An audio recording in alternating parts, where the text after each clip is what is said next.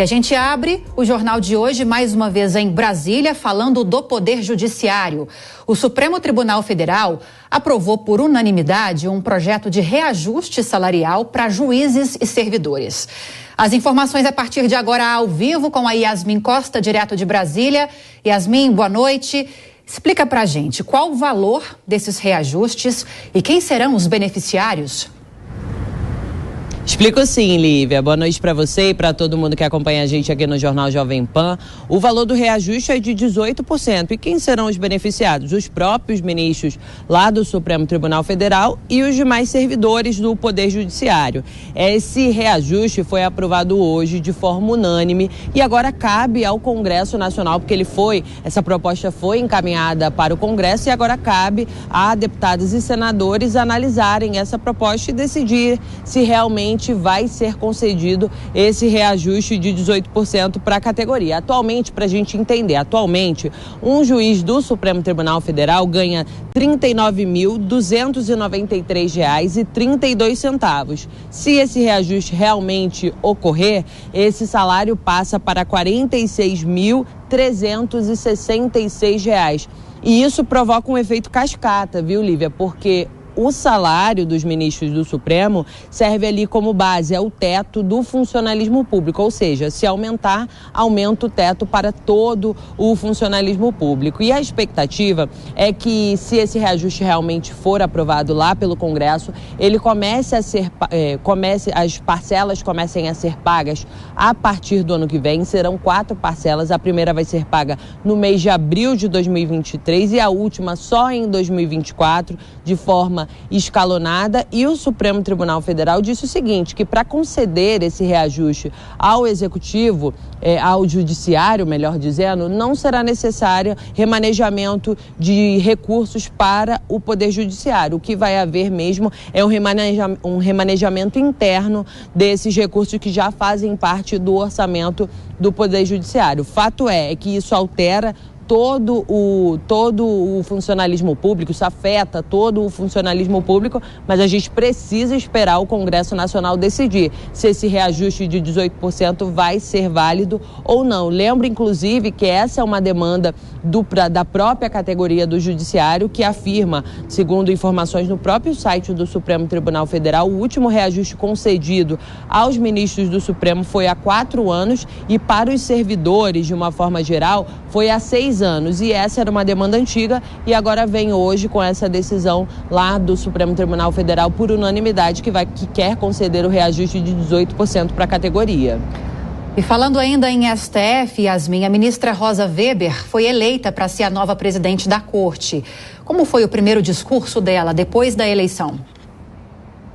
Pois é, Lívia, como de praxe, como já era esperado, né? A ministra Rosa Weber foi eleita como presidente do Supremo Tribunal Federal. Ela vai substituir o ministro Luiz Fux e vai ter ao lado dela, como vice-presidente, o ministro Luiz Roberto Barroso. Um detalhe que, diferente dos ministros anteriores, a ministra Rosa Weber ela não vai ficar 2 anos à frente ali da presidência do Supremo, porque ela se aposenta, ela completa 75 anos antes e em outubro do ano que vem. Por isso, vai precisar deixar o Supremo Tribunal Federal. Mas hoje, ela, depois dessa eleição, 10-1, depois dessa eleição, ela falou da honra que sente ao dirigir a Suprema Corte do país. Vamos ouvir o que ela disse. Essa tradição que é salutar não ofusca, não inibe, não prejudica a minha sensibilidade, o fato de eu estar absolutamente sensibilizada pelo voto de confiança de Vossas Excelências. Na verdade, exercer a chefia do Poder Judiciário na presidência do Supremo Tribunal Federal e do Conselho Nacional de Justiça para uma juíza de carreira como eu, que está na magistratura há 46 anos, é uma honra inexcedível. Rosa Weber também defendeu, durante esse discurso dela, a democracia. A gente também separou esse trecho da fala dela para a gente acompanhar. E, em especial, nesses tempos tumultuados que nós estamos vivendo, o exercício deste cargo trata-se de um imenso desafio, como bem Vossa Excelência pode atestar, ministro Fux. mas eu vou procurar desempenhá-lo com toda a serenidade e com a certeza do apoio de Vossas Excelências, que para mim será fundamental, e sempre na defesa da integridade e na soberania da Constituição e do regime democrático. A eleição foi hoje da ministra Rosa Weber, mas a posse efetivamente só ocorre no dia 12 de setembro. Ela, Rosa Weber, assume a presidência e o ministro Luiz Roberto Barroso, como eu disse, a vice-presidência do Supremo Tribunal Federal. Eu volto com vocês. Obrigada pelas informações. Abrindo a edição de hoje, Yasmin, qualquer novidade é só nos acionar. Até já então, bom trabalho. Hora de fazer a primeira rodada de opinião aqui no Jornal Jovem Pan desta quarta-feira. Na bancada hoje, Alfredo Scaff, Rodrigo Constantino e Cristina Grêmio. Ótima noite a vocês, sejam bem-vindos. Rodrigo Constantino, vamos abordar o primeiro assunto trazido pela Yasmin, que foi essa aprovação no STF desse reajuste de 18% para servidores e também ministros, magistrados, em geral, do Poder Judiciário. Fez bem o STF em dar este passo? A gente sabe que o Congresso precisa chancelar essa decisão, precisa ser aprovada pelos parlamentares, mas a Yasmin tocou num ponto que tem chamado bastante a atenção, porque com essa decisão, o teto salarial do funcionalismo aumenta de 39 mil, um pouco mais do que isso, para mais de 46 mil, que pode provocar um efeito cascata. Qual sua análise dessa decisão?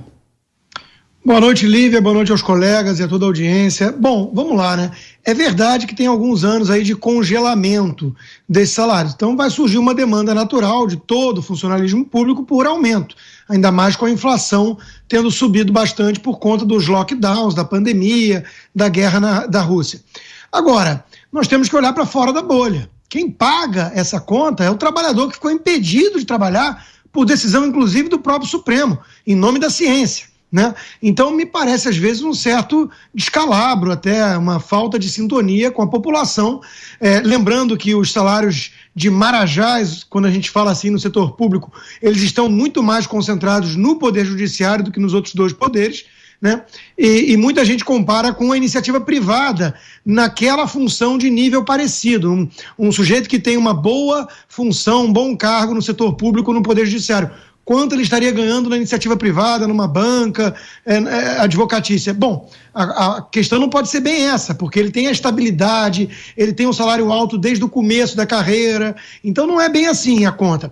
Agora, se me permite fechar só com uma piada com fundo de verdade, no caso específico dos ministros do Supremo, eu acho que é até justa essa demanda por aumento, porque eles acumularam, cá entre nós, funções aqui, né? Eles hoje exercem não só a função do Poder Judiciário, como também a do Poder Legislativo e do Poder Executivo.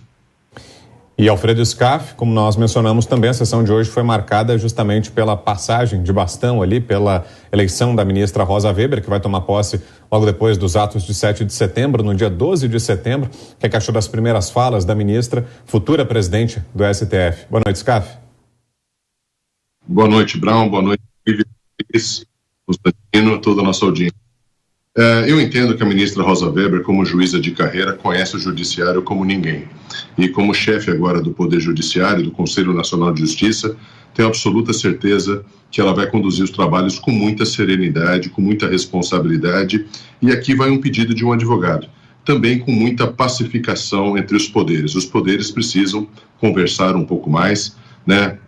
Tratar realmente a independência e a harmonia da Constituição como uma realidade, demonstrando ao povo brasileiro que isso existe, até porque as nossas instituições, em qualquer período, funcionam sempre. Não há nenhuma instituição no Brasil que deixou de funcionar por qualquer crítica, por qualquer animosidade, e é isso que a gente precisa preservar no Brasil.